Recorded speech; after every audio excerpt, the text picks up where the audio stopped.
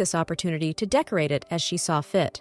Bastian barely had time to ask the lady not to take this too seriously, but Syria had already gone ahead, happily saying that she had nothing else to do anyway.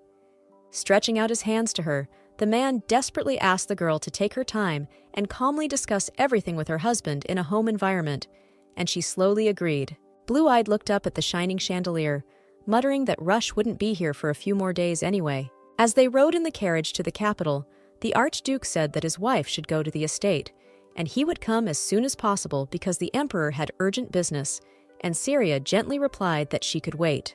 Taking her hand in his, the man tenderly kissed the back of her fragile palm and said that he was very ashamed to send his wife away alone. Remembering this, the girl blushed and hugged herself by the shoulders, thinking about the fact that Rush had been acting very strangely lately. Remembering their first night after that argument at the glacier, the blue-eyed girl exhaled, thinking that from that moment on he began to touch her lightly without any warning. Bastian interrupted the flow of indecent thoughts by asking if the lady was okay, and she quickly replied that everything was fine, she was just daydreaming. Turning and stepping forward, Syria said that she wanted to take care of the decor in the hall first. She suddenly stopped, noticing a portrait of a family of 3 on the wall, in which the man looked like her husband. The butler confirmed that the painting depicted the former Archduke, and the blue-eyed woman recognized the little boy as his illegitimate son Mitchell. Involuntarily recalling the family of Marquis Kelladon, in whose general portrait the little daughter was missing, the girl thought with regret about how similar these situations were. After asking Bastian to take down the painting, Syria said she wanted to hang in its place the one Martha sent from Laurel's estate.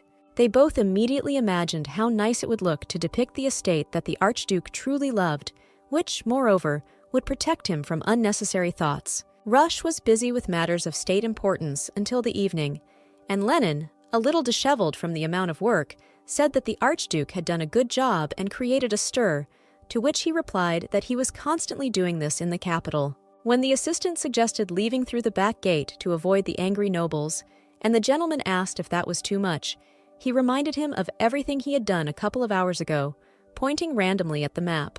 The subordinate said that the Archduke had recalled all the knights who had helped fight the monsters, and Rush calmly replied that he had originally sent them there because the Emperor had insisted. The fair-haired man asked if this was done because the lands of the Kelladons were nearby to the west. Almost on the verge of hysteria, Lenin added, unable to understand why the gentleman refused to accept Duke Howard's help in the fight against the monsters, and the man replied that the aristocrat was a friend of the Kelladons. The assistant said that he would be infinitely upset if the gentleman continued in the same spirit, and Rush calmly asked him to continue picking on him tomorrow, because at night a married man has other things to do.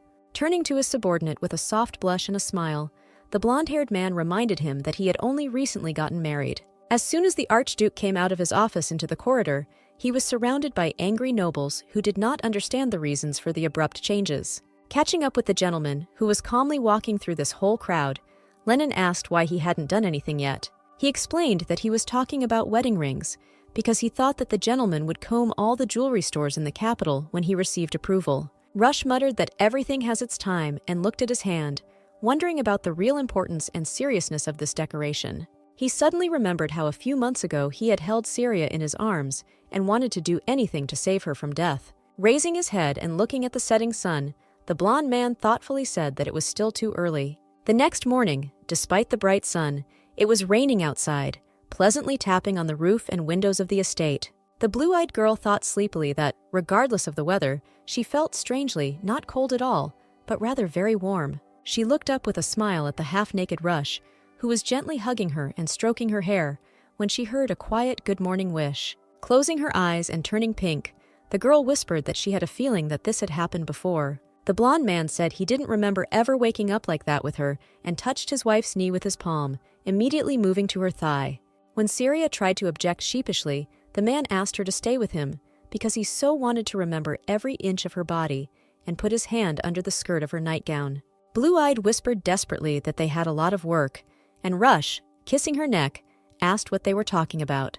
The girl hastily muttered that she needed to finish decorating the estate, meet with Begonia to pick out an outfit for the audience with the Emperor, and go to the high church. Feeling another kiss on her neck, Syria took her husband's face in her hands and asked him to stop, reminding him that he would also be busy today. He said with a not very pleased expression that she had an audience with His Majesty, and they did not have time for such a thing. Not really considering it a problem, Rush leaned towards her, showering her face with kisses, and said that it was not a problem and there was plenty of time, because His Majesty was a very understanding man. Blushing brightly from her husband's pleasant assertiveness, the girl remembered that in the novel, Emperor Auburn IV was described as a very good-natured man. His two sons then literally became Lena's slaves, because, like all the other characters, they immediately fell head over heels in love with her. Distracting her from unnecessary nonsense, the blonde man moved down with kisses to her neck and collarbones, whispering to his wife to allow it. Moving away a little, Rush gently stroked her cheek and asked her to consider how long he had waited for these moments. Syria obediently fell onto the bed, unable to fight his attractive and domineering nature, which was surprisingly mixed with a tender attitude. Intertwining her fingers with his and turning her head to the side, the blue-eyed girl froze, like a doe in front of a wolf, and thought that there was no way she could resist him. Later, she rubbed her neck, covered by the collar of her dress, and thought with embarrassment that she should not have agreed. After an indecent morning awakening, she had to choose clothes from those that covered her neck, so as not to expose the details of their personal life to people. Blue-eyed walked forward through the church and could not remember Rush behaving like this in the novel. Syria couldn't stop thinking about it even in the holy place, even though she had an important mission planned for the Supreme Church of the capital today. This place was different from others, in that it had an archive of those predictions that had appeared over the last several thousand years and were carefully stored here. When she, as Sterna, had the right to become acquainted with them, asked if there was a new prophecy, the priest presented her with a scroll, adding that it had appeared last winter. Syria realized that it had appeared on her wedding day, when the young man added that it had happened on a night when a snowstorm had raged across the empire. Opening the scroll, the blue-eyed girl swallowed nervously at the thought that this prophecy could be connected to her future. The text stated that when the holy relic of the 5 stars was found and returned to its rightful owner, the evil would finally be stopped. The girl opened her eyes in fear, touching her necklace with her fingers, and wondering if it could be that very relic of the 5 stars. She couldn't stop wondering at a loss what it meant, but suddenly a familiar voice called out to her. A middle-aged man with green eyes greeted the lady, saying that they had not seen each other for a long time, and asked if she remembered him. Syria agreed, because standing before her was Duke Dietrich, a pious man who was mentioned in the novel and was a follower and assistant of Saint Lena. According to the original story, he helped her find her place in the capital's high society, and by the end of the novel, he had replaced her father figure. When the Duke expressed regret that he was not at the girl's wedding, she realized that he was only trying to anger her by evoking negative memories. She replied that such words flattered her, but the priest suddenly distracted her, wanting to remind her about the open scroll. Having thrust it into the hands of the servant of God, the blue-eyed one quickly found herself and declared that she had come here to pray to the gods in front of the emblem of Sterna. Noticing the silent, friendly, but tense communication, the young man hurried to take the prediction away so as not to disturb them. Syria said she had stayed in the Burke home for so long that she wanted to see the stern emblem for herself as soon as possible, and then added that she wanted to finish the prayer. Stepping forward, the girl thought that prayer was the first excuse that came to her mind at that moment. The stern emblem, taming the entire room with a long, dark green cloth, really looked stunning and impressive. The girl ran her fingers over her necklace and thought that if the gods were real, she would definitely ask what would happen next. Suddenly, the decoration lit up with a bright glow and rose into the air, while the blue-eyed girl muttered in fear that she had done absolutely nothing. The necklace seemed to react to the stern emblem, so Syria pulled it off and moved closer, deciding to check for sure what it meant. A bright light and a sharp gust of wind simultaneously filled the entire space of the church, as if breaking out of its stone walls. Hearing the sound of the blow, the girl turned around and was surprised to notice that Duke Dietrich was lying unconscious on the cold floor. Running up to him, the blue-eyed girl began to shake the man by the shoulders and ask him to wake up, when suddenly that same demonic energy began to come out of his mouth. Later, on the street, Lennon said he heard that the Duke had suddenly and without reason fainted.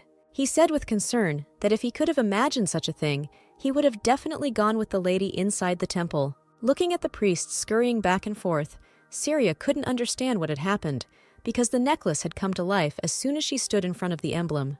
Lavushka wondered if this could be a warning that the evil mentioned in the prophecy was precisely her.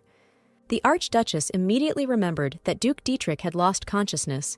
He was as brightly and tightly entangled in demonic energy as Saint Lena herself had once been, on the day of Amos's death.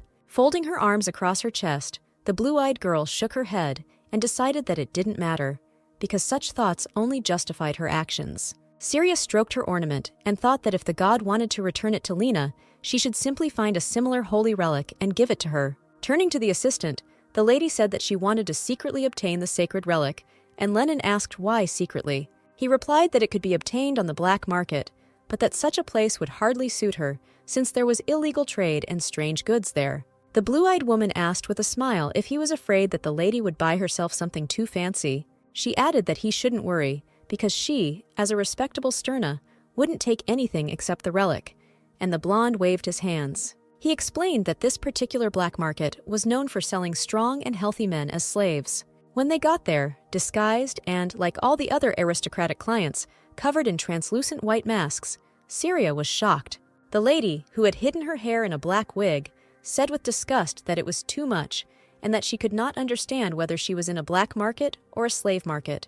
Evie asked her mistress not to worry, because no one would recognize her because of her new, completely untypical black hair color. Syria let out a relaxed breath, asking if she had imagined that everyone was staring at them, but the knight nervously said that it was something else. The girl said that their escort stood out a little, and Rush asked without much enthusiasm if it was really his fault.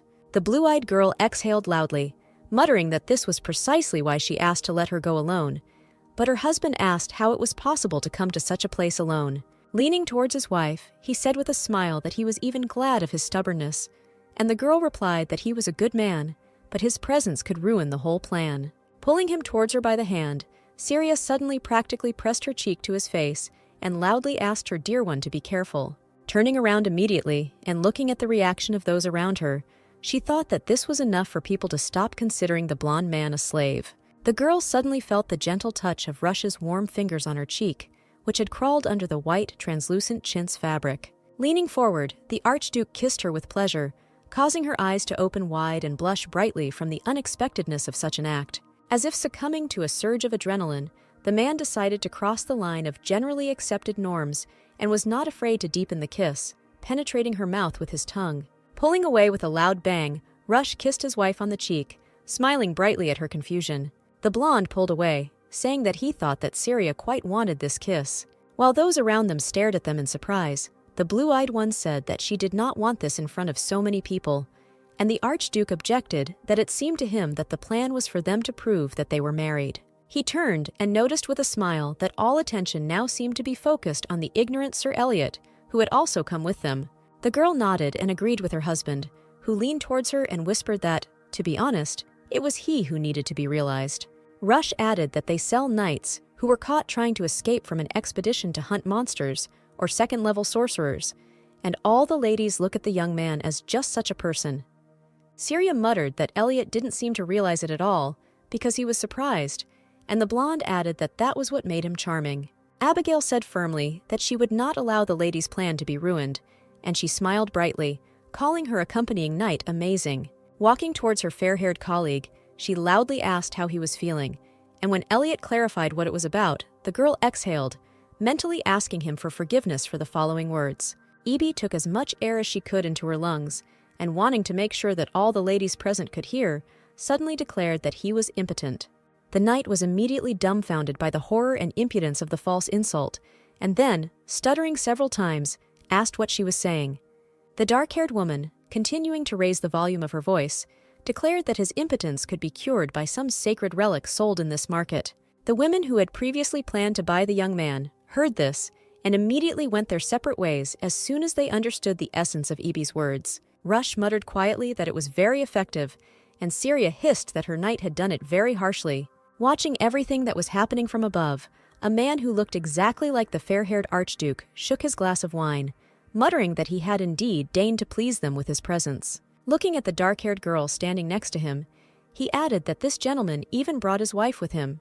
The shaman, who was dressed in a black cloak, approached and said that they wanted to acquire a sacred relic, since they had discussed it at the church 2 weeks ago. Continuing to enjoy his drink, the man said that he couldn't believe how someone like the Archduke would agree to go to an illegal auction for the sake of his dear sister. Without tiring of looking at the notorious Sterna, he declared that if the Burke house had belonged to him from the very beginning, none of this would have happened.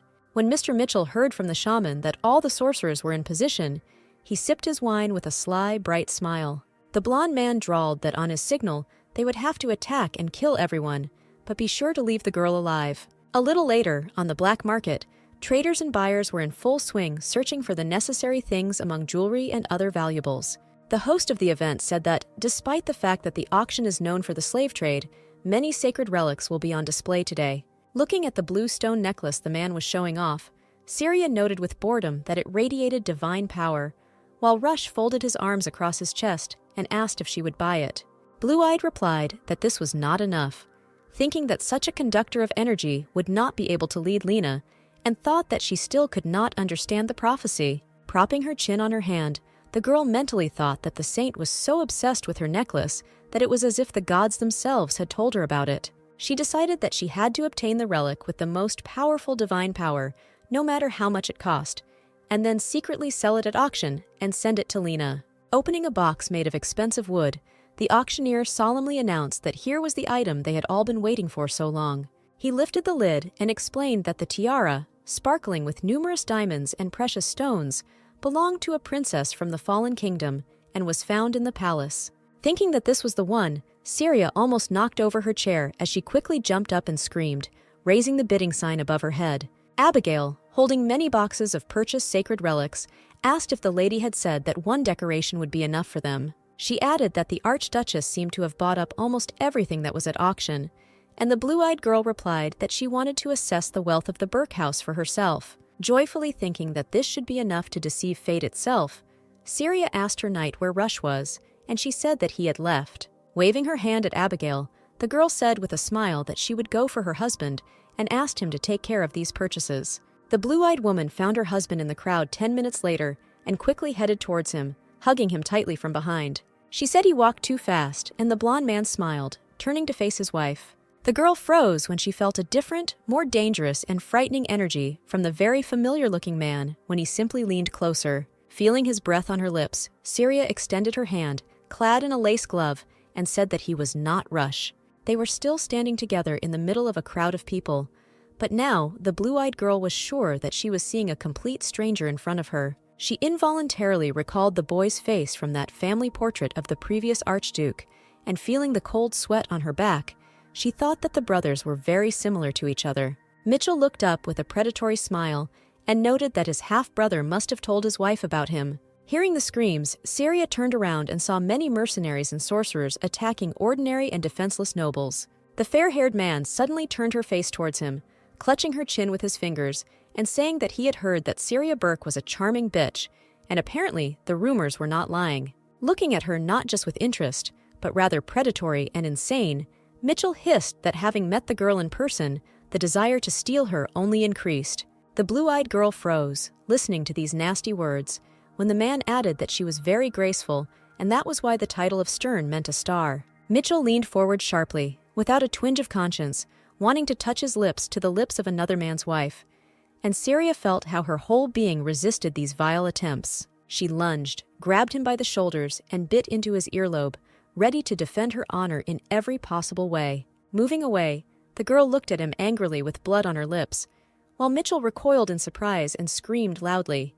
The man pushed the blue-eyed woman to the floor with great force, calling her a crazy witch and asking if she had really gone crazy. Breathing heavily from the blow and rising on her elbows, Syria spat out that he was the only one who had gone crazy here, insulting him as a scumbag. As Mitchell cried out, asking how she dared to talk to him like that, Abigail appeared from behind, jumping out of the crowd and swinging her sword at him. She wounded him by cutting the tip of her weapon along his spine to prevent him from harming his mistress. The man fell to the floor with a scream, and the blue-eyed girl rose from the floor, calling her knight by name. The dark-haired girl lowered a heavy boot onto the bastard's neck and pointed the tip at him, calling him a vile creature and asking how he dared to behave like that. Dressed in a blue dress and a blonde wig, Lennon appeared behind them and screamed loudly, clutching his head in his hands. He immediately began to run quickly around the Archduchess, calling her Highness and in a panic examining her for damage. The assistant grabbed Syria by the shoulders and shook her lightly, shouting that he was finished and would die now, but she objected that this would not happen now. Lennon's wig fell off as he shook his head and said the girl only thought everything was fine. Mitchell, still lying on the floor and pinned under Abigail's foot, asked in surprise how long the assistant had been there and when he had managed to show up. The blue-eyed girl smirked, folding her arms across her chest and calling him a moron, explaining that Lennon had been there from the very beginning of everything. The girl stepped towards him, defeated and angry, and said that one would have to be insane to spend such a fortune on a black market auction. Wiping Mitchell's blood from the corner of her lips with her hand, Syria smiled brightly and added that he had fallen into their trap from the very beginning. 2 weeks ago, standing in the hall of the estate, Lennon pushed his glasses up the bridge of his nose and said this was their chance. He spread his hands and explained that the house where the auction was being held was in fact, they suspected, run by Mitchell, the bastard son of the previous Archduke. Blue Eyes asked in surprise if he really owned a black market auction house, and Lennon replied that that was the only way all the sorcerers and shamans could walk around there so calmly. Exhaling, Rush nodded and said that he had called the sorcerers to save the Laurel estate from this very house. All three realized that those shamans were directly connected to Mitchell, and this fact explained the attack on Syria. The man said that his brother's subordinates had posed as slaves at the auction so that they could be bought and easily enter the estate, and the girl asked in surprise what they were talking about. Rush said that Mitchell was clearly determined to attack the Burke house, so they had to think of a way to stop him, so they started keeping an eye on the auction house. He remembered how they worked endlessly on it, and added that his brother must have noticed, because one day he disappeared, and they had to wait for the next opportunity. Syria couldn't help but remember how loudly Lennon had asked her if she was really going to the auction house right on the doorstep of the high church. Rush nodded and said that they had managed to convince the spies that House Burke intended to buy something on the black market, but that his wife should stay home, since he himself would be able to obtain the desired relic. Touching her jewelry, the blue-eyed girl said that Mitchell wanted her necklace, and he would most likely show up at the house if she was there. The fair-haired man wanted to reason with his wife, but she added that it was important to her, and she wanted to know why the necklace was so valuable that sorcerers were sent for it. Looking at his half-brother, Rush thought that perhaps he shouldn't have taken his wife to such a dangerous place. Elliot reported that they had surrounded everyone in the East Wing, identified the slavers, and detained them. When the Archduke asked about their main objective, the commander of the Knights said that they had captured Mitchell alive and pointed at him. Putting his club to the bastard's face, Rush greeted him and asked how it was that it had taken them so long to search. The blond man saw his brother's face and turned around, asking if he had always looked so much like him, and Elliot replied that Mitchell had close ties to sorcerers, so it could have been some kind of trick. Having examined the blood on his brother's face and wounded ear, the Archduke asked what had happened to him, whether a dog had bitten him. Lennon nervously tapped his index fingers together and called out to the gentleman, explaining that Mitchell had been bitten by his wife.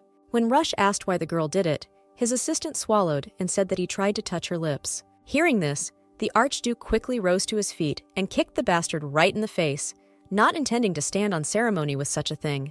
The blond man pinned his half-brother to the floor with his foot and ordered him to immediately tell him everything that had happened. He looked like a hellish fury, burning with anger, and added in a hoarse voice that he had better not leave out a single detail. Much later after the incident, Syria was sitting in her bedroom, tidying up her face, removing all the makeup she had applied. She jumped up in fright from surprise when her husband burst into the chambers and called the girl by name. Running up to his wife and placing his hands on her shoulders, Rush called out to all the gods and said that he had asked the blue-eyed woman not to go there with him. Syria said that if he was worried about what happened, he should know that it was nothing, because Mitchell never had time to touch her, but the man objected that this was not true. He sternly asked her if she knew how worried he was, but the girl unexpectedly gently took his face in her hands and gently touched his cheek and temple with her lips. Rush froze and widened his eyes, feeling how the anger disappeared instantly, smoothed out and destroyed by just one innocent touch of Syria's lips.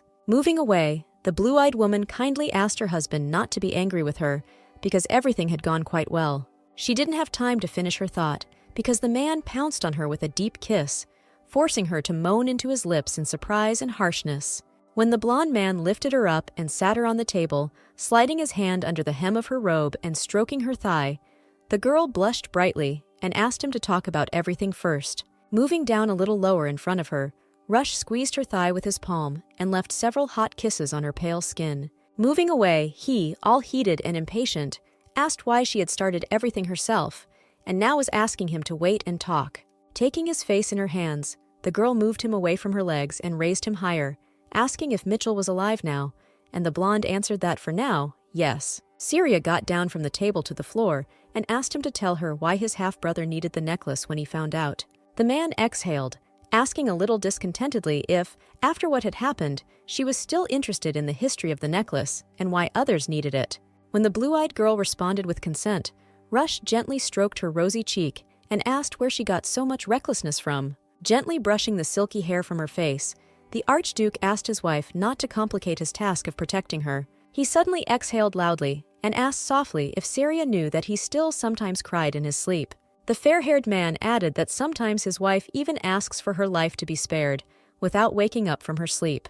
The man said that when this happens, he feels pathetic because he can't do anything to help and get rid of this nightmare. He asked what it was that frightened her in her sleep, and the girl looked away, turning her head, and whispered that there was nothing important about it at all. Suddenly deciding to open up to her husband, the blue-eyed girl lowered her head and quietly said that it was all about the prophecy, which said that she would die young. The cause of her death will be that the man she was torturing cut her throat, and she died a miserable death. Syria exhaled loudly, because this truth, even incomplete, was not easy for her, and whispered that he did not need to worry about it, but Rush asked what happened to him. He asked excitedly why he had allowed her to die in this prophecy, and the blue-eyed girl replied that in this possible future he was not her husband. The fair-haired man, seeing how upset and depressed she was, confidently said that in that case, this prophecy was simply not true. The girl stated that until recently, everything had gone as it said, because during the wedding that man almost killed her, and the Archduke clarified whether it was the Marquis of Hanet who was being talked about. Rush put his hands on his hips and asked if he had just stood there like a fool while all this happened, and the blue-eyed girl whispered that he hadn't been paying attention to her. When the man persisted in trying to find out what his behavior in the prophecy was connected to, Syria gave in and revealed that he was married to Saint Lena. The blonde man froze, his red eyes widening in surprise and looking at the girl in shock, because he couldn't believe what he heard. Having sat his wife down on the bed, the man stood in front of her and asked if it was because of his marriage to a saint that he simply stood and watched Stern die. And his wife said that she tried to influence the prophecy, and much changed in the end. The Archduke's heart was pierced by an unpleasant pain when his beloved muttered that sometimes she still feared the ending that was in the prophecy. He suddenly exhaled silently and threw his hands behind his back and began to unfasten the chain on which the gold ring hung. Holding the jewelry out to his wife in his palm, Rush quietly asked if she knew what it was, and Syria replied in confusion that it was a ring from the House of Burke. Throwing it off the chain, the fair-haired man said that from now on it would be in her custody, and the blue-eyed woman asked in surprise why he gave it away. The man exhaled as she accepted the symbol of his archduchy and told his wife to press the ring's center stone 3 times. When she obediently did this, a sharp, incomprehensible tip suddenly burst out of the ring, quite causing unpleasant sensations. Rush sat down next to his wife on the bed and explained that there was a deadly poison on the tip of this blade, and the girl screamed in surprise, turning her hand away from the ring. Squeezing her palm with his warm fingers, the man said that if she ever noticed that he was planning to betray her, as the prophecy said, she would have to use him. Pulling her hand, and along with it the tip, to his neck, the fair-haired man sternly declared that she would have to kill him. He explained that Syria was still afraid of him, and therefore no matter how much he swore allegiance, this was the only possible way out. Blue Eyes looked at him in surprise, not understanding why he had gone so far when Rush had expressed hope that his life was worth enough to mean something. Having closed the ring, the husband pulled the girl towards him and embraced her with his large arms, gently squeezing her in an embrace, and said that tonight she needed to get a good night's sleep. Lying on her husband's shoulder, the blue-eyed girl could not understand why he treated her fears with such gentleness and understanding.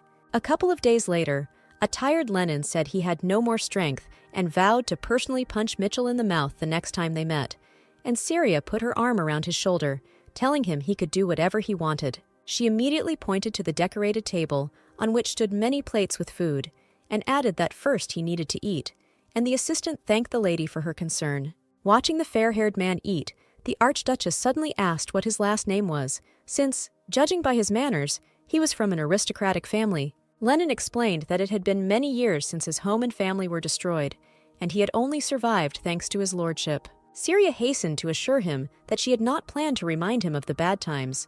She was simply curious, since she had never asked herself such questions, and he replied that he was born in Mula. He added that this island in the south was unlikely to interest the lady because there was nothing there, and besides, it was very far away. Interrupting these thoughts, Lennon suddenly said that this cooked lobster was simply delicious, and he even had tears of joy in his eyes. Blue-Eyed softly said that he was exaggerating, and the man objected that when the lady was nearby, even his faith in the gods became stronger, and E.B. listened to this with jealousy. Without looking up from his food, the fair-haired man asked if the Archduchess remembered Dietrich, who had lost consciousness in the church, and she quietly answered in the affirmative. Her eyes widened in surprise when the assistant told her that the same duke had spent several days in bed and then never came to church again. The girl propped her chin on her fist and thought that this man was incredibly short-sighted and would go back there as if nothing had happened when nothing had happened. But Lennon said that was not important at all. Without listening to him, Syria thought that from the original novel, she only remembered that Dietrich once almost kissed Lena's foot. She remembered that he even made a castle in a port city near the capital, and then gave it to the saint, when suddenly the fair-haired man said that perhaps for all these reasons he sold his brand new castle. Blue Eyes dropped her head from her hand when Lennon added that his lordship had thought it an excellent offer and had purchased it. He smiled awkwardly when the girl asked again if she had heard correctly and why Dietrich had sold his castle to Rush in the first place. The assistant, clasping his hands together, asked if it was not for the best that his lordship was buying up everything that could theoretically end up in the hands of the saint and the Marquis of Hanet, and Syria cried out that that was no reason to buy an entire castle. At the same time, at the Callis estate, the servants tried to approach the master from at least some side and help him come to his senses. Turning to the approaching servant, the fair-haired man asked what had happened, and he replied that the eldest son of the Keeladin family had sent him a letter.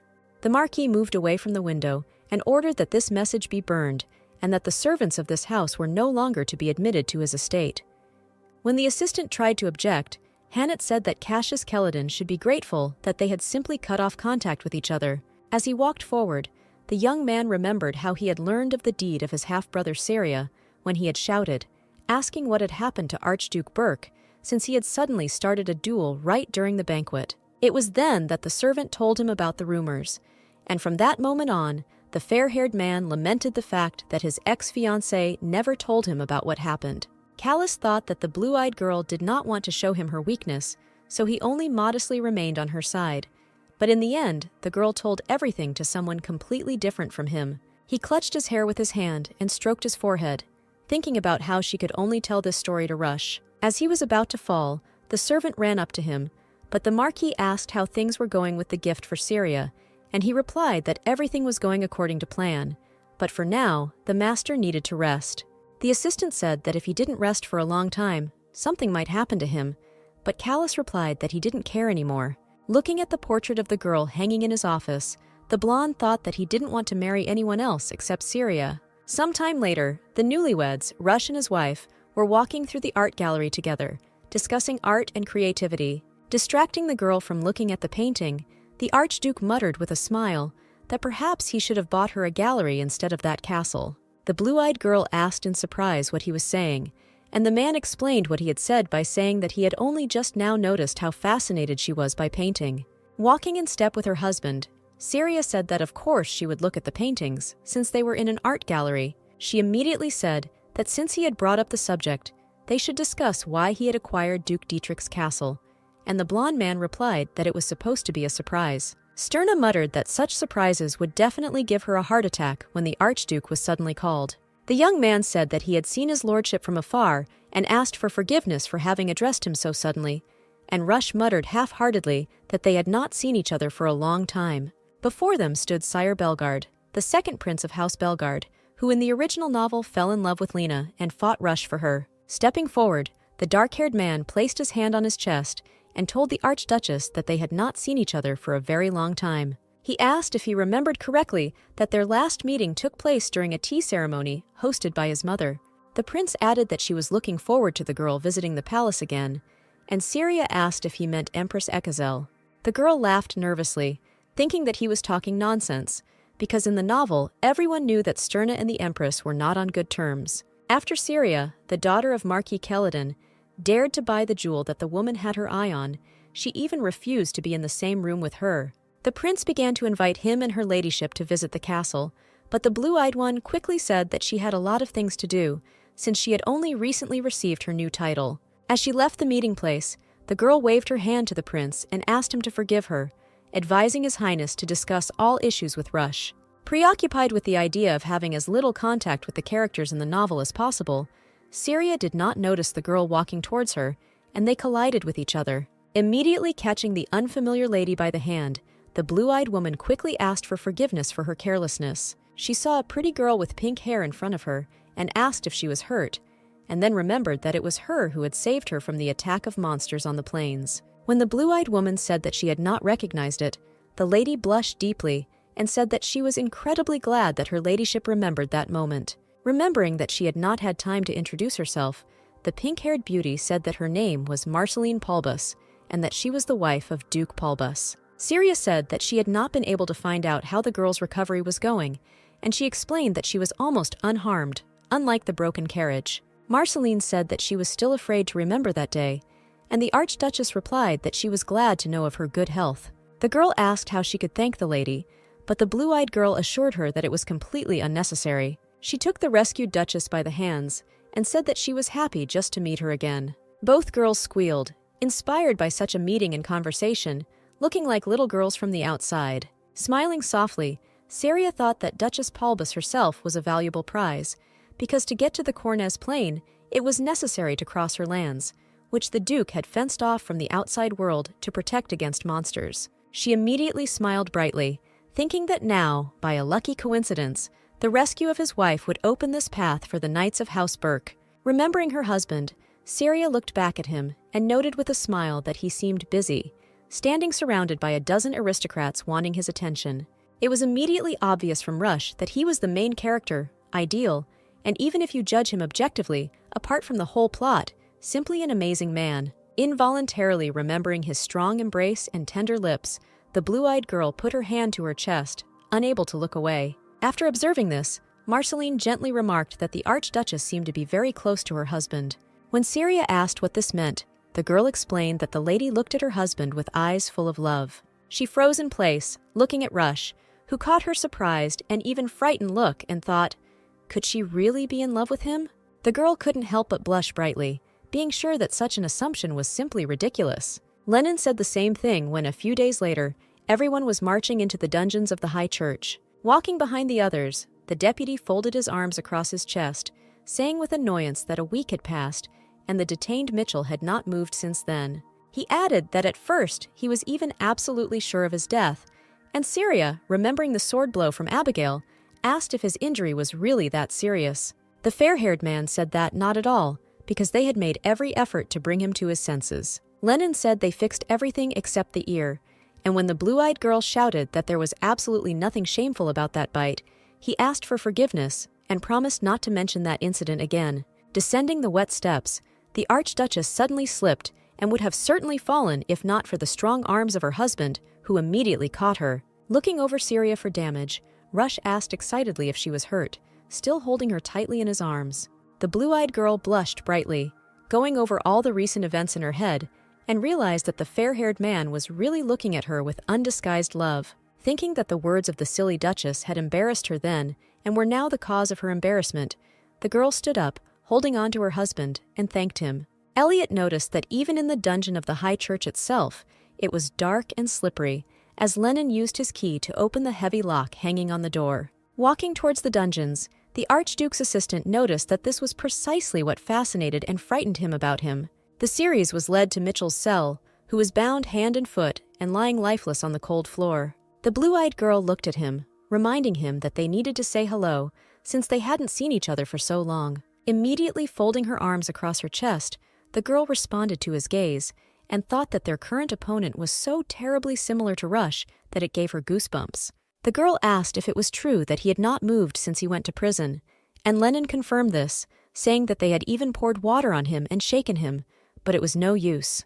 Thinking that at this rate she would not be able to ask the Burke bastard about the necklace, the blue-eyed girl turned around and asked the assistant if he had brought what she asked for. The blonde man said that if we were talking about the Sterna emblem, then it was standing a little further away, and pointed in the right direction. As he brought it closer and placed it in front of the camera, Syria asked if it was hard to beg for it. Lennon shook his head, explaining that they were allowed to take it whenever they needed it.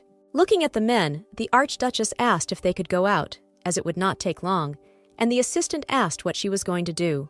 Looking around at all the skeptical faces, the blue-eyed girl said that she thought Mitchell would wake up when Sterna's magical power awakened him. Looking at the man lying in the cell, she thought that if her guess was correct, there would be another explosion when she brought the necklace to the emblem. Pulling her ornament from her neck as the boys walked away from the long hall, she thought that she didn't know if it would release as much holy power, but it would be enough to at least awaken Mitchell. Muttering that it was time for them to begin, the girl raised the necklace straight to the emblem, which began to glow with bright yellow rays again. Rush, Elliot and Lennon all turned around at the same time when they heard what sounded like a very destructive explosion coming from the abandoned room. The Archduke was the first to return to the dungeon hall. He called out his wife's name and ran up to her, asking if she was okay. Looking back at the bastard, who had begun to writhe in convulsions and was all ablaze with dark strands of demonic energy, she whispered that something strange had happened to him. Crouching down, Syria realized that the black smoke coming from his mouth was identical to the one that came from Duke Dietrich in the High Church on the day they met. Rush walked over to his wife, and they both began to watch Mitchell's strange behavior as he continued to tremble in convulsions while lying on the stone floor. Later, the Archduchess decided to test her theory and went to the Supreme Church again, immediately noticing Lena's former mentor at the altar, who asked the saint to return, because many in this world were waiting for her. With her hands on her hips, Syria decided to play on the element of surprise and asked the Viscount if he was really praying. Blue-Eyed smiled a little like a fox and said that many devoted believers come here to pray for the return of Saint Lena. The girl assumed that Ison must be one of them, and he swallowed a little nervously, not understanding what to expect from the new Archduchess. Walking forward, she asked him with a smile if he felt hurt after losing his role as her mentor, but the man replied that it was just funny.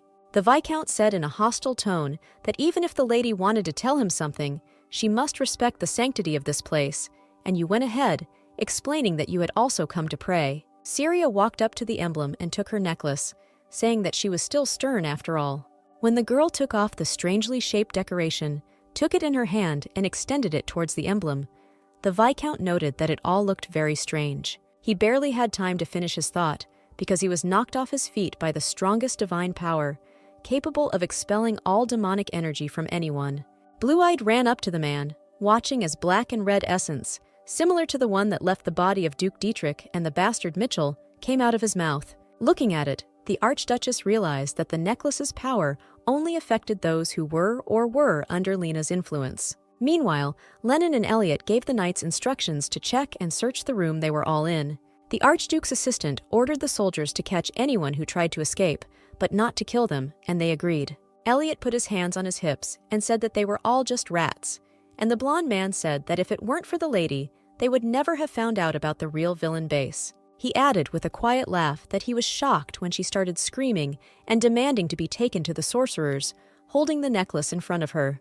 The Archduchess had intimidated them all so skillfully that they begged for mercy in exchange for anything, and eventually revealed the location of the base. Clearing his throat into his fist, Lennon said she was so amazing that it sometimes even scared him, but he was interrupted by a knight who called the gentleman because they had to see something. The fighter took them a little further and explained that it was probably just a wooden chest, but they did not dare touch it because they immediately understood what it looked like. Elliot sighed loudly, and the Archduke's aide said that it looked like a chest from the Emerald Sea, like the one in Laurel's estate. Handing the papers to Lennon, the knight bowed and said that all these documents were lying next to the wooden chest. The fair-haired man read that they had failed to extract the stigmata from the bones sealed in the Burke house, and the knight commander asked if that was really what they called the circlet. Lennon continued reading, saying that while they prayed to return the stigmata of the bones that had been taken from them, they would keep the rest of the Burke memorandum in those demonic shadows. Both young men first looked at each other,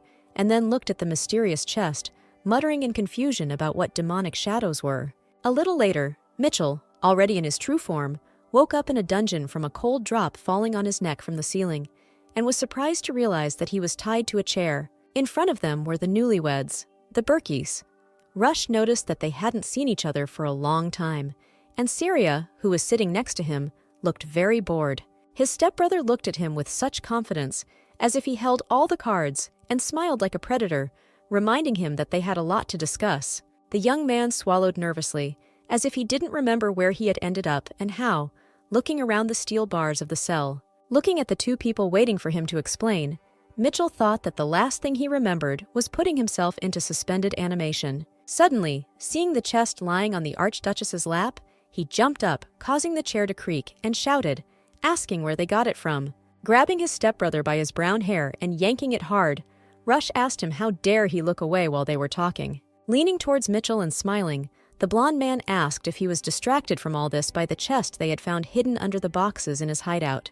The bastard growled softly when his brother said that he thought he had allied himself with the sorcerers because he was out of his mind, but his subordinate mages told them something far more interesting. Getting closer to his enemy's face, Rush squeezed his hair harder and growled that Mitchell's mother and he himself were sorcerers. The man added that he also had information that in order to use magic, he needed to have pure blood.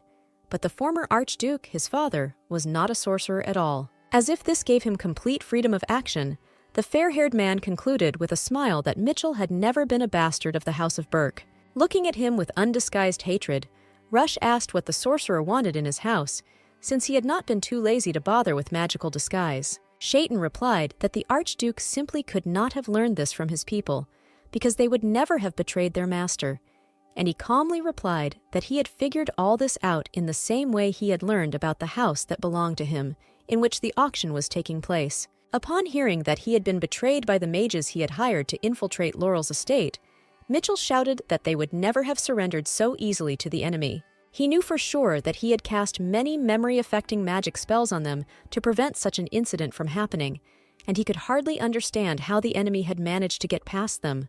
Taking his hand away from him, the fair-haired man said that he didn't need to worry about it now, and if he wanted to stay at least healthy, he had to answer all the questions. Mitchell sat up in surprise when Rush said that the notes he had stolen contained only a brief description of the hoop and where it was kept, asking why he had gone to such lengths to hide them. The brown-haired man lowered his head, looking at the records, and muttered in disbelief, unable to understand how the Archduke was able to disarm his spells. He leaned forward and insulted Rush as a useless idiot and began to say that he simply could not have done it. Hearing this, Syria rose from her seat and moved forward angrily, but her husband asked her to stay behind because this sorcerer was dangerous. Remembering Sterna's magical abilities, Mitchell jerked forward, screaming loudly that the spell removal was her doing. Asking how, the brown-haired man screamed that she simply couldn't do it because the stars had turned away from Stern, and they should have remained completely powerless. Grabbing him by the hair again and turning him to face him, Rush growled that if he dared to look at his wife one more time, he would personally gouge out his eyes. When Mitchell spat out that he was very much like his dad in this regard, the Archduke's face fell, and he asked what it all meant. His opponent explained with a nasty grin that he was madly obsessed with his wife, and that his father, the former Archduke Burke, was exactly the same. Shaitan asked if the failed brother was interested in how his mother managed to bring her son into the house, and what kind of person he was in the first place who gave them the chance to get into the family. Smiling wickedly, Mitchell declared that the former Archduke had gone mad, was simply obsessed with his wife, and had an unreasonable belief that she could run away from him at any moment. The anxiety got to such an extent that he turned to a sorcerer to ask for a spell that would keep his wife by his side. When Rush looked at the traitor in disbelief, he declared that this was the pure truth, and there was no point in him lying to the Archduke any longer. Mitchell said that Burke would soon experience his own personal hell, and like his father, who gave the sorcerer his memorandum out of obsession, he would give everything to possess Stern. Asking her husband not to listen to all this talk, Syria said that she needed to talk to the magician herself, but he objected, saying that it was very dangerous. Assuring him that Abigail would be there, the blue-eyed woman said that she would make sure that his fears did not come true and asked her husband for trust. Later, Syria, Eby, and Mitchell, tied to a chair, found themselves in a larger room where the girl could let her power run wild and where she brought the Stern emblem. She knew that demonic shadows were an important concept in the novel that Lena learned about in the second half of the story, so there was no way the sorcerer could have known about them. The dark-haired man raised his head and asked why he should answer her questions, and the blue-eyed woman calmly noted that she was not going to chat with him for long. Pointing to the emblem, the girl said that he seemed to have forgotten how she could use her divine power against him. When she used her energy, and the roar was heard even in the corridor, Rush ordered the door to be opened immediately, and Abigail held it back and advised the lady to hurry. Syria again demanded an explanation from Mitchell, saying that he probably knew Lena and asking why he needed the hoop, but the guy threw his head back, muttering that he didn't know anything. Blue Eyes froze in surprise when he suddenly shouted that he had to offer it to his moon, his only moon. She asked quietly and hesitantly, trying to figure out if she had heard wrong, and Mitchell said that the hoop had originally been intended for her. When the dark-haired man said that the whole world was created for the moon, the girl squeezed the hoop in her hands, realizing that she had never heard anything like it. Syria was suddenly stunned when the thought came to her that Mitchell had never appeared in the novel and simply could not have known who Lena was. She wondered if the saint from the novel could have known him secretly, if he was so obsessed with this decoration and also dealt with demonic shadows. Blue Eyes suddenly felt nauseous and dizzy, mentally wondering why Mitchell and the other sorcerers had fallen under the influence of the Rim, like Duke Dietrich and Viscount Ison. Staggering, Syria realized that she had used too much divine energy in a short period of time, and then completely lost consciousness, falling backwards. She found herself in a nightmare world, running forward as the voice from above echoed every word Mitchell said. The girl ran forward in fear from his silhouette, when the voice hissed that this whole world and everything in it was created for the moon. The blue-eyed girl again saw the strange, long-haired silhouette that she had seen before in her nightmares, who said that she, Luna, should not have left him alone. She suddenly seemed to hear the sound of glass again, like on that very night, and her eyes were blinded by the bright light of the headlights of the car that had hit her in her past life. Screaming, Syria opened her eyes, but realized that she was still alive and lying in a warm bed, while her body burned from the horror of the nightmare she had experienced. Rising up on the bed and slightly moving the blanket, the blue-eyed girl realized that at the moment of Mitchell's interrogation, she had simply lost consciousness. And this, apparently, was possible if you overdid it with divine power. Rush, looking rather rumpled and tired, approached his wife's bed and called her by name. The girl turned to him and asked how long she had been unconscious, and the man sat down on a chair near her bed. He replied with a loud sigh that Syria had slept for 4 days and had not woken up once during that entire time.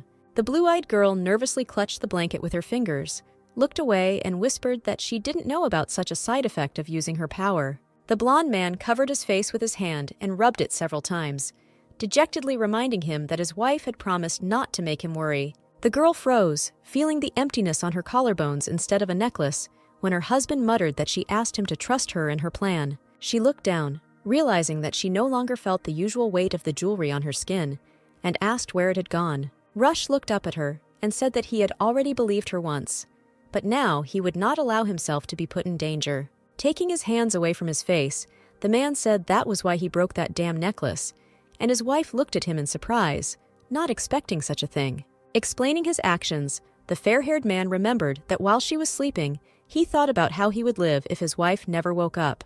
The Archduke stated that the last days spent at her bedside were unbearable, and every breath became an excruciating ordeal. Syria felt a wave of guilt wash over her and lowered her head, quietly asking him for forgiveness, but Rush asked why she didn't try to convince him. The man said that it would have been much better to let him in on his plans rather than lie that he would remain safe no matter what. The blonde man asked why she had asked him to leave that room, and the blue-eyed woman replied that she had done so out of fear of how the power of the necklace would affect her husband. The Archduke dropped from his chair, knelt down on one knee in front of her bed, and protested that she had allowed Abigail to remain close. The blue-eyed woman froze, feeling all the resentment and misunderstanding of the man when he asked why Syria was sure that nothing would happen to the knight. Lowering her head, the girl admitted that she knew this, because Abigail had nothing to do with the very prediction they were discussing. Syria couldn't help but remember Saint Lena and how she used this ornament in her magic, but there was no such effect. It was not Sterna herself who succumbed to this effect, but all those who were in one way or another connected with the saint in the original novel, such as Duke Dietrich and Viscount Ison. Rush asked how he was connected to the prophecy, and then clarified whether it was because in that damn manuscript he was the saint's husband, and the blue-eyed girl froze, her mouth open. Receiving no answer, the man rose from the floor and declared that his wife needed rest, but she called his name and grabbed his wrist. She quickly started chattering, asked for forgiveness, and said that she just couldn't get what was written there out of her head, because she had this feeling that all this would really happen and she would die.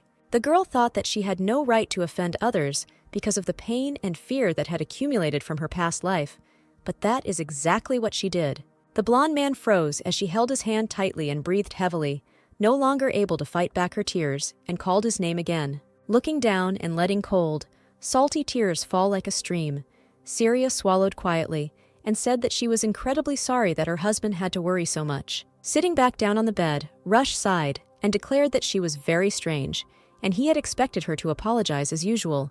The Archduke took his beloved's face in his hands and sternly declared that it was time to put an end to this prediction, and then asked if she could tell what period of time it covered. Blue-eyed, taking a deep breath, said that it would end, but not under the circumstances they liked. The fair-haired man asked his wife to stop mentioning that he would become the saint's husband, since he had absolutely no intention of breaking his marriage vow. He said he just wanted to know when it would all be over, and when they would reach the point where this nightmare would end. The girl seemed to see him looking at her with love and asking if she would agree to share with him their common, unclouded future. Continuing to cry, but now feeling a blush on her cheeks, Rusha asked in confusion why he was so kind to her.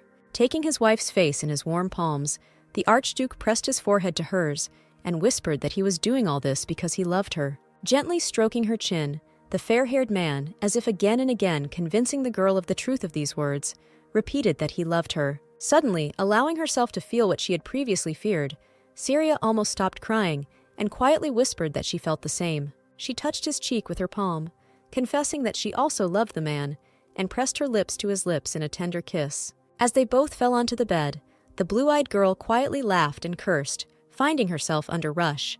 The girl wanted to get up, but the Archduke buried his nose in her neck and whispered, asking her to remain in this position for just a moment. Syria blushed brightly from head to toe, quietly squeezing out the question of why he wanted this. Raising himself up a little, but still remaining on top, the blonde muttered that she kept forgetting the fact that they were newlyweds. Not wanting to listen to any more objections, the man lowered his kisses to her chiseled collarbones and neck, showering them with warm touches of his lips. The girl first asked him to wait, but then she herself gave in under the pressure of hot touches and hugged her husband around the neck, breathing heavily. In the morning, waking up and looking at the nightstand near the bed, Syria was surprised to notice her necklace on it, which Rush seemed to have broken. She looked at him with slight confusion, but smiled at the fact that her husband had not done this. Much later, when the blue-eyed one in the high church thanked the priest for providing the emblem, he replied that there were several of them, and therefore nothing would happen if they loaned one to Stern. Having wished the Archduchess a peaceful stay in their monastery,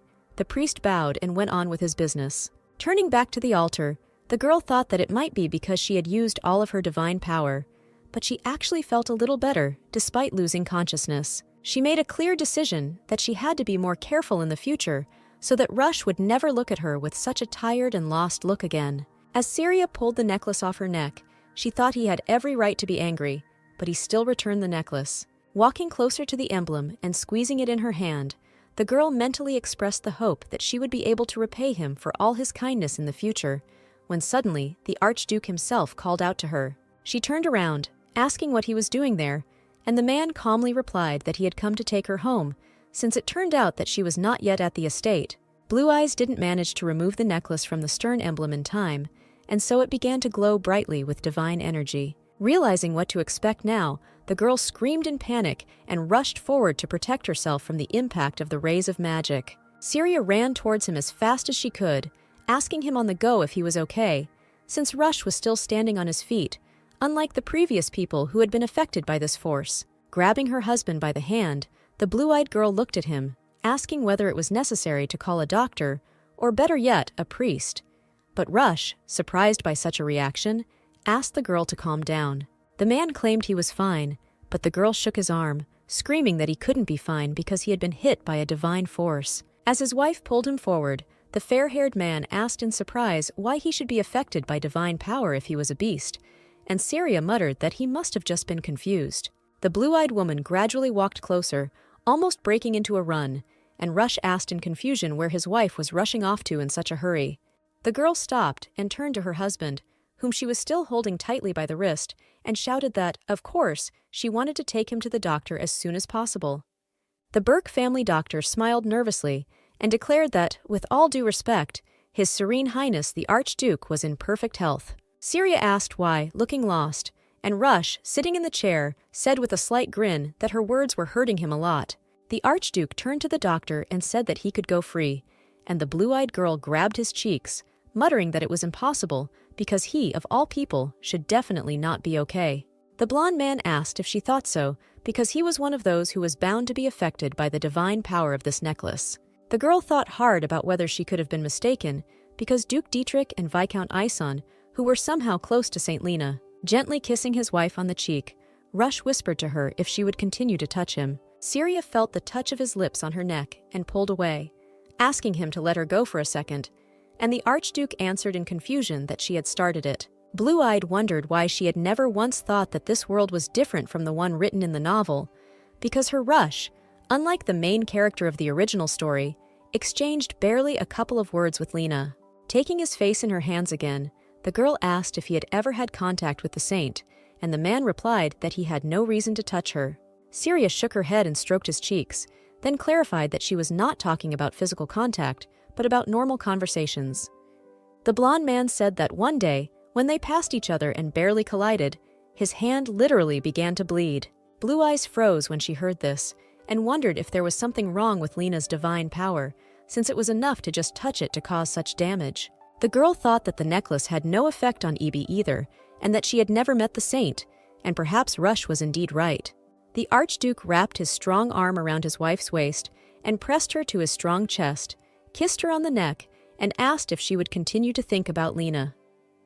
When the girl tried to object, the blonde man easily, quickly, but gently pulled the belt on her waist and asked her not to push him away. When the thing fell to the floor along with the defense of the series, the man kissed her hard and advised her to forget about everything unnecessary and concentrate only on him. In the morning, her husband carefully combed her damp hair after the shower and asked with concern if she was feeling better.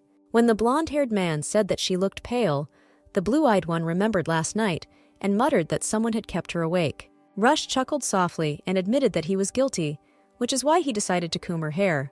The girl said that he could leave the matter to Suzette, but the Archduke looked down and exhaled, saying that she and Bastian had gone to the Laurel estate. When Syria turned around a little surprised, the man explained that it was there that the fate of the sorcerer Mitchell would be decided. Remembering the whole history of this estate and the servants, the blue-eyed girl mentally decided that besides Rush, there were other people who needed to stop what this young man had started.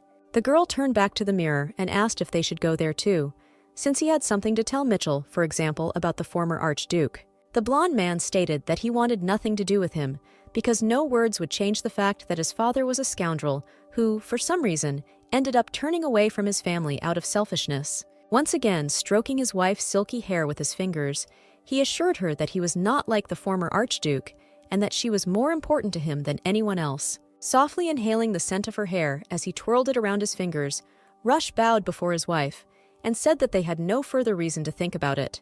They almost kissed, but suddenly Lenin's voice was heard behind the door, shouting for Mrs. Syria and asking if she was in her chambers. The Archduke swore obscenely, and the blue-eyed woman soothingly patted her husband on the shoulder, asking him not to be rude even despite the awkwardness of the moment. Knocking on the door, the assistant loudly announced that a letter had arrived at the estate a couple of minutes ago, with news about the lands she had inherited from her aunt.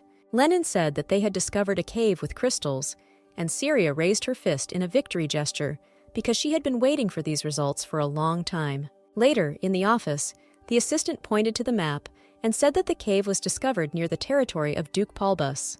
The fair-haired man added that without the help of this aristocrat, it would have been much more difficult for them to find the cave, and the blue-eyed girl thought about these words. Lenin said that the Duke even allowed us to stay at his villa for the duration of the expedition, and the Archduchess replied that this was a very valuable offer.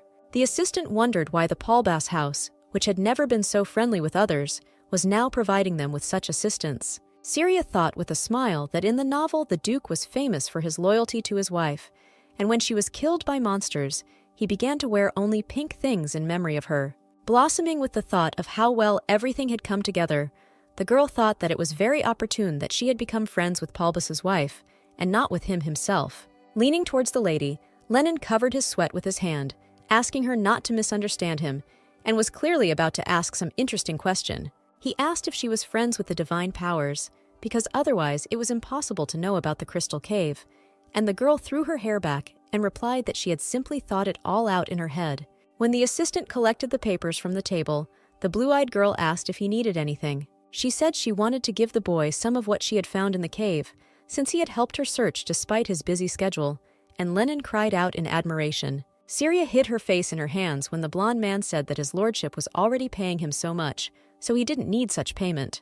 The girl asked if perhaps he wanted something other than money, and he thought about it, muttering into his fist. He slyly declared that he wanted to receive forgiveness from the lady for one mistake that he was going to make in the future. Blue-Eyed said with displeasure that she would not cover for a fan if he killed someone, and Lennon replied that none of that counted. Having agreed, the Archduchess asked if her service was really worth more than money, and the fair-haired man said that it was not even up for discussion.